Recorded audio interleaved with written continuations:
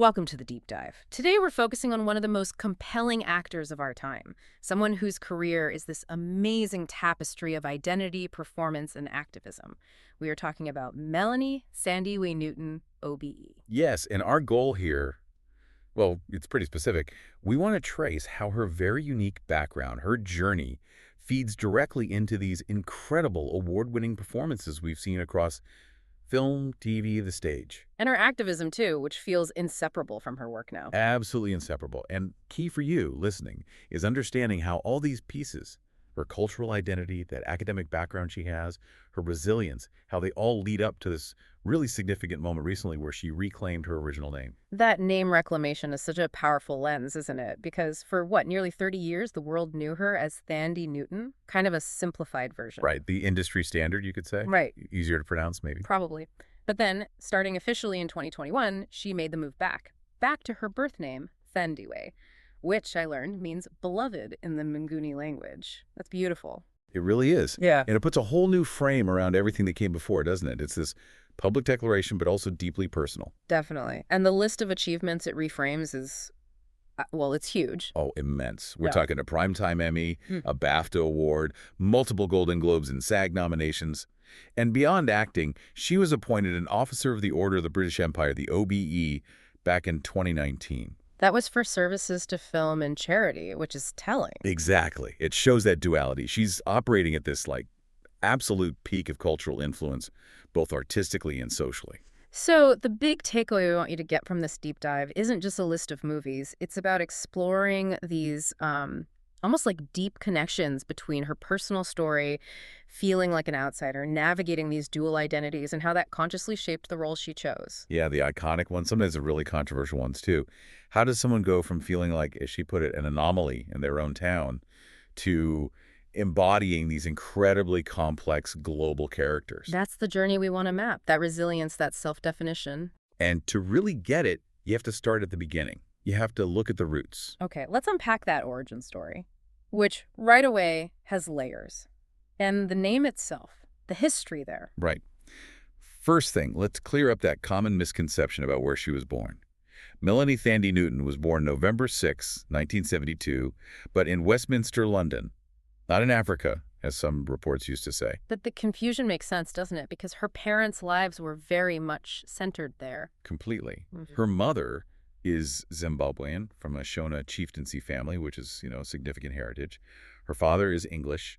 And at the time she was born, they were actually living in Zambia. Ah, so the London birth was during a visit. Exactly. She's confirmed it was just a short, 2-week trip back to England. They went back to Zambia pretty quickly, and her younger brother was actually born there later. So she's British, holds that citizenship, but her very early years, her family context, was deeply Southern African. That duality again, British and African, right from the start.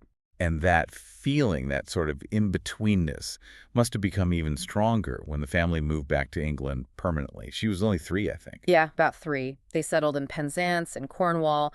Her dad ran the family antiques business there. And the picture painted of her childhood there is, it sounds quite isolating. It really does. She's spoken about it very directly. She said, from about the age of 5, I was aware that I didn't fit. And then she specifies, I was the black atheist kid in the all-white Catholic school run by nuns. I was an anomaly. Anomaly. Wow, that's a powerful, quite brutal word to use about your childhood self. It is. And you can immediately see how that experience, that early painful sense of being other, could fuel an actor's empathy for characters who are also outsiders or navigating hostile systems. It's critical context. Absolutely foundational. And the name itself, Thandie, carries all that heritage, Nguni origin, meaning beloved. Such a rich name. So how did it become Thandie? Well, as she started her career, socially and professionally, that W sound got dropped. Thandie is just phonetically simpler for English speakers, I suppose. Easier to say, easier to spell, the path of least resistance, maybe? Possibly. And that's the name we all knew for decades. But then 2021 hits. And she makes the announcement she's going back to Thandie, starting with the film Reminiscence. Yeah, and she even talked about wanting to correct her past credits where possible, which tells you this isn't just like a casual preference. No, it feels like a statement, a reclaiming of identity, taking back control from maybe how the industry simplified her, back to the name that means beloved. It's profound.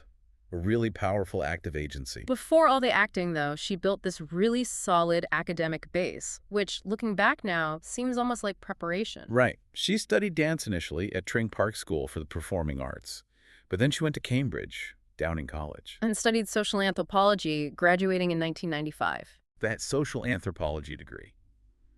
Honestly, I think that's one of the most revealing details about her. It's not just trivia, it feels like it informs everything. How so? What's the connection you see? Well, think about what an anthropologist does. They analyze culture, social structures, power dynamics, how identity is constructed and performed in different contexts. Ah, okay. That's basically an actor's job description too, isn't it? Pretty much. It's like the perfect theoretical training.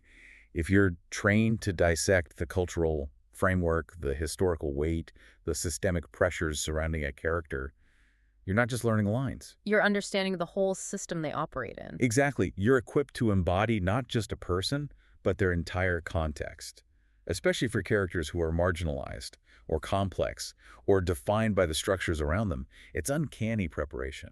Let's see how that translates into those early roles then, because you said there was a pattern. Yeah, definitely a pattern. When you look at her first major Hollywood roles, she's often cast in these historically heavy, culturally fraught, or really vulnerable parts. It echoes that anomaly experience in a way. Okay, so walk me through it. Her debut was Flirting, right? Yeah, Flirting in '91, an Australian film, actually, with Nicole Kidman. They became friends way back then. But very quickly after that, she jumps into these intense, often controversial historical pieces. Like Interview with the Vampire. Exactly, in 1994, playing the enslaved character Yvette opposite Brad Pitt and Tom Cruise. I mean, huge names, huge production. And then just a year later, 1995, she plays Sally Hemings in Merchant Ivory's Jefferson in Paris. Wow. Sally Hemings. Thomas Jefferson's enslaved mistress. That's Yeah. incredibly complex territory for a young actress. Immense historical trauma in both roles. She wasn't easing in with light comedies. Right out of the gate, she's taking on characters representing the deep history of Black women's oppression, exploitation. It demands enormous emotional depth and, well, that anthropological understanding of power and subjugation. Which must have led directly to Beloved. Absolutely. That feels like the culmination of that early phase. 1998, Jonathan Demme directing the adaptation of Toni Morrison's masterpiece, and she's the title character, Beloved, opposite Oprah Winfrey, Danny Glover. Playing the ghost of a child killed by her own mother to escape slavery, I mean, the emotional weight of that role is almost unimaginable. It's got to be one of the most demanding literary roles ever put on film. Requires such vulnerability, such depth, conveying that trauma and that kind of supernatural presence. And holding her own opposite Oprah, who was so invested in that project. You prove she could handle immense thematic weight, command the screen. It really cemented her reputation for tackling these profoundly complex, often heartbreaking characters. But then a complete swerve. Right. The classic actor move to avoid typecasting. After the intensity of Beloved, she jumped straight into a massive blockbuster, Mission Impossible 2, in 2000. Opposite Tom Cruise again. From Toni Morrison to high-octane action, that's quite a leap. A calculated one, I think. Moving from that highbrow literary prestige world to, pure global action spectacle. It wasn't just about showing physical range. It was a strategic statement. Showing she could anchor a massive budget film, be bankable. Exactly. Handle the demands of a $100 million plus movie, become an international star. It broadened her scope massively. But interestingly, around the same time, she also did a much smaller film. Yeah, that's right. It was an accident also in 2000. A low-budget British film written by Ol Parker, who she was married to then. And the story is she chose that over a role in Charlie's Angels, the Lucy Liu role. That's what the sources confirm. And that decision, I think, really shows her core philosophy. She's willing to balance the huge commercial projects with smaller, maybe more personal or artistically driven independent films. Loyalty, artistic preference. It shows she's making deliberate choices, not just chasing the biggest paycheck. Definitely. It reveals an actor who's constantly thinking about her path, her visibility, the kind of work she wants to do. Okay, so that brings us into what you called the BAFTA era. This is where it gets really interesting, you said, where she tackles basically every genre. Yeah, this period, roughly the early 2000s to the mid-2010s, is where he just explodes across the board. Ensemble dramas, biopics, sci-fi. She's everywhere and getting major recognition. And the absolute cornerstone of this has to be Crash, right? 2004. Oh, without a doubt, Crash. Her role as Christine Thayer is pivotal in that ensemble piece about race and class in L.A. That film was such a phenomenon. Divisive, maybe, but huge. And her performance got her the BAFTA for Best Supporting Actress. A massive win. Plus SAG nominations.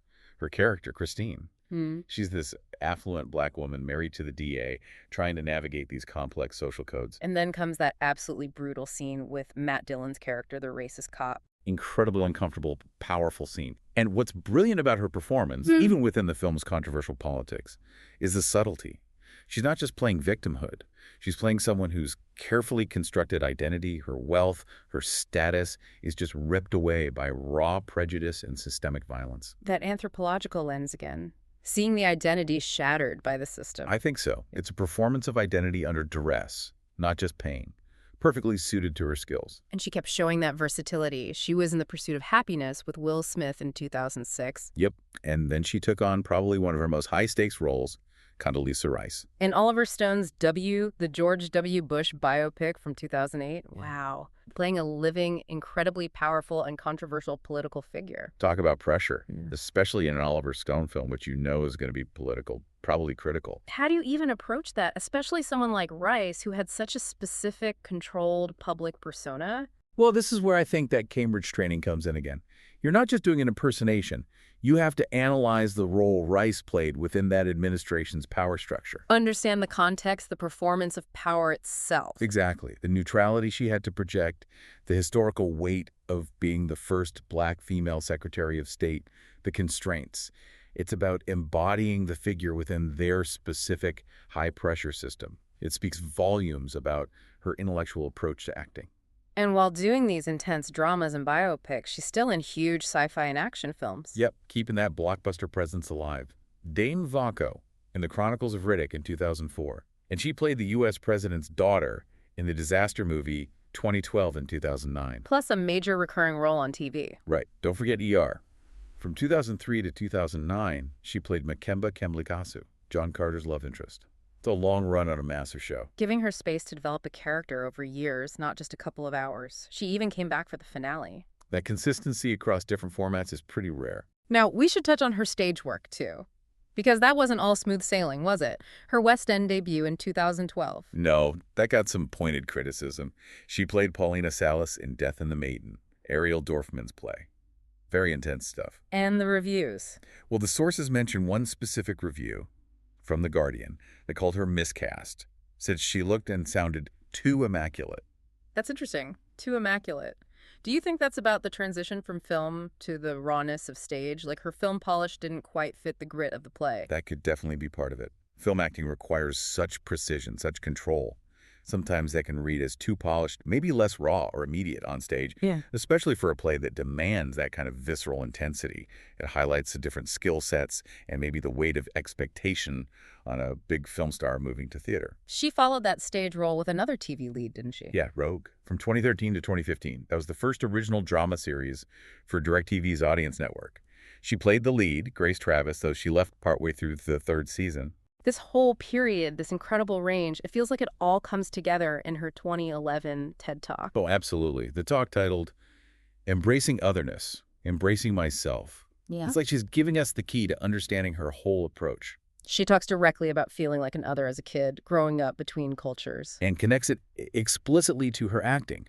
How playing all these different roles allowed her to explore different parts of herself, different identities. It's almost like she's saying her career is a form of applied anthropology. Performing identity, exploring fragmented selves.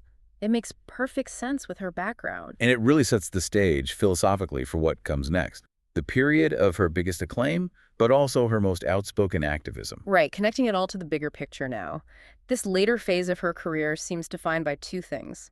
Massive global success, especially on TV, and this real refusal to stay silent about big issues.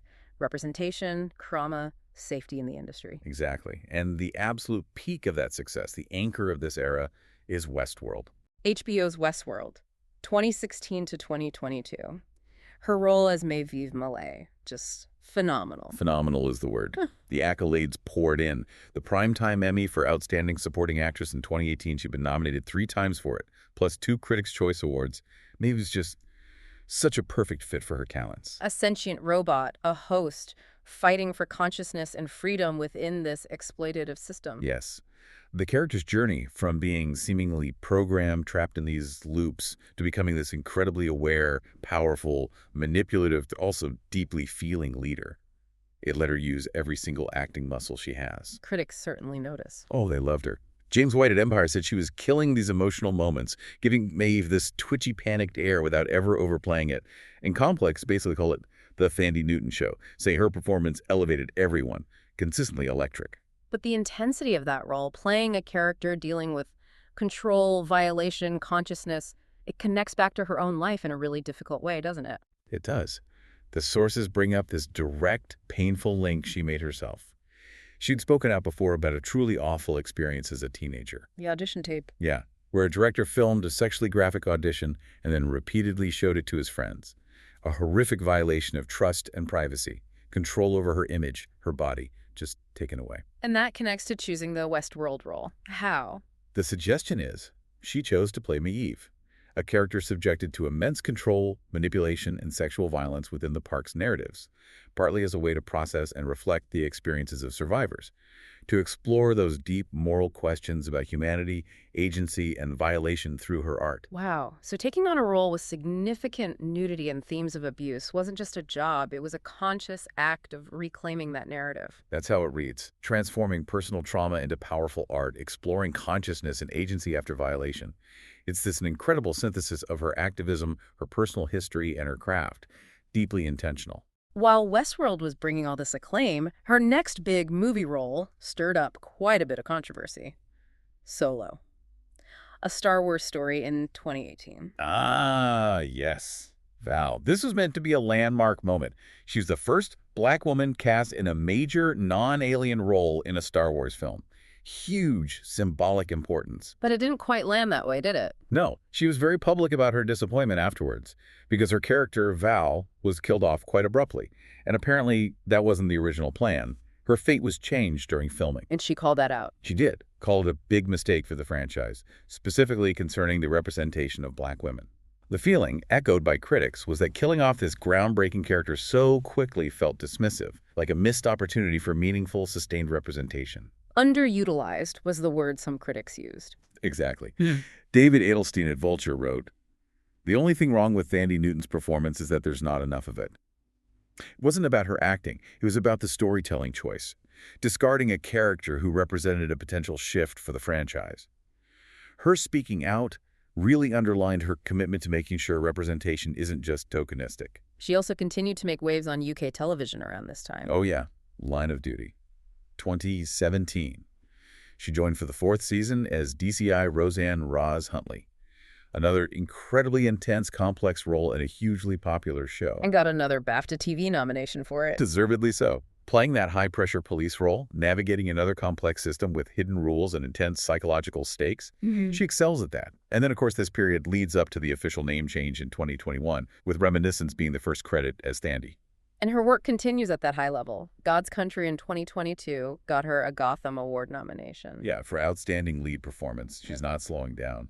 And branching out into voice work, too. Right. Mona the Hormone Monstress in Big Mouth and Human Resources. Yeah. Which is a very different vibe. Shows incredible range again. Yeah. And she's voicing Ginger in the upcoming Chicken Run sequel, Dawn of the Nugget, taking over from Julia Sawala.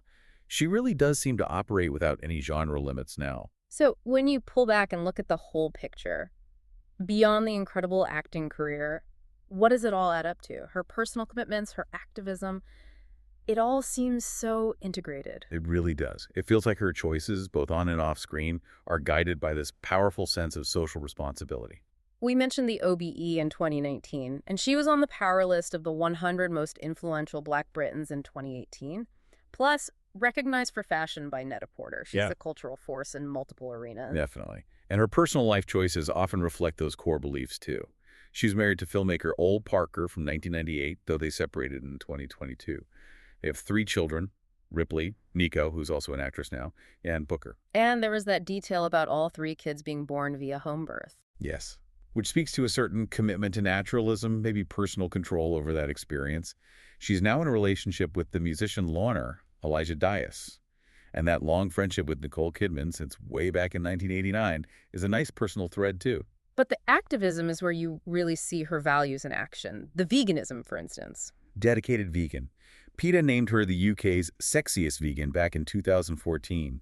But the environmentalism story is even more telling, I think. The BMW story. Yeah.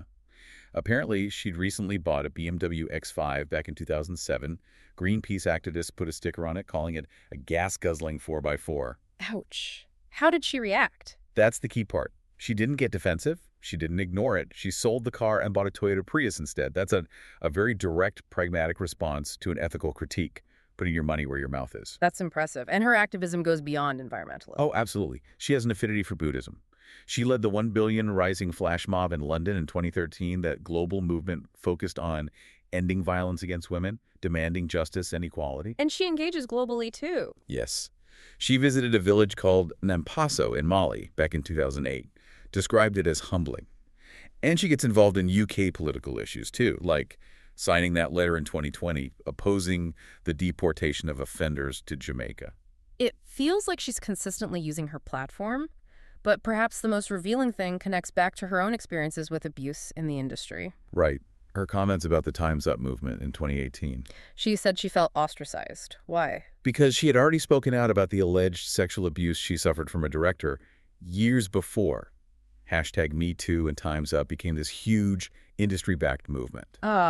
So she felt like the movement, once it became mainstream, didn't necessarily embrace or center the people who'd taken the risk to speak out earlier, when it was much harder and lonelier. That seems to be the nuance, yeah. That maybe the official corporate embrace of the movement didn't fully acknowledge or support the anomalies, the early whistleblowers who faced the backlash alone. It suggests she values real grassroots authenticity in activism, not just performative solidarity.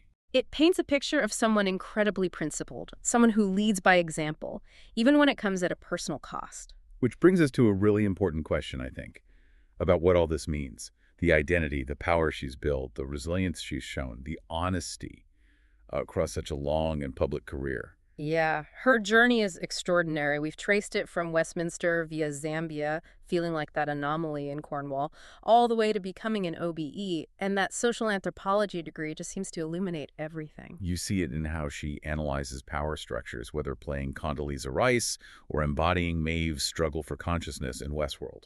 Her career really is this masterclass in blending vulnerability, those early roles, her openness about trauma with incredible professional strength and strategic choices. Navigating blockbusters, indie films, acclaimed TV, controversial biopics, always with this focus on the human element within the larger system, and doing it all under a name that wasn't quite hers. Until she reclaimed it. Thandi! Which leads to that final thought for you, the listener. We've seen her grapple with representation, with industry abuse, with feeling sidelined even by movements for change, all while operating under immense scrutiny. So what does it really mean, or perhaps what does it take, for a public figure to finally publicly reclaim their full identity, their own voice, like she did? Does it require reaching a certain level of power first before the system allows you that self-definition? It's a fascinating question. Her reclaiming Thandiwe feels like the ultimate act of self-authorship, insisting on the whole story, the complete identity. Thandiwe Newton, beloved and absolutely unforgettable.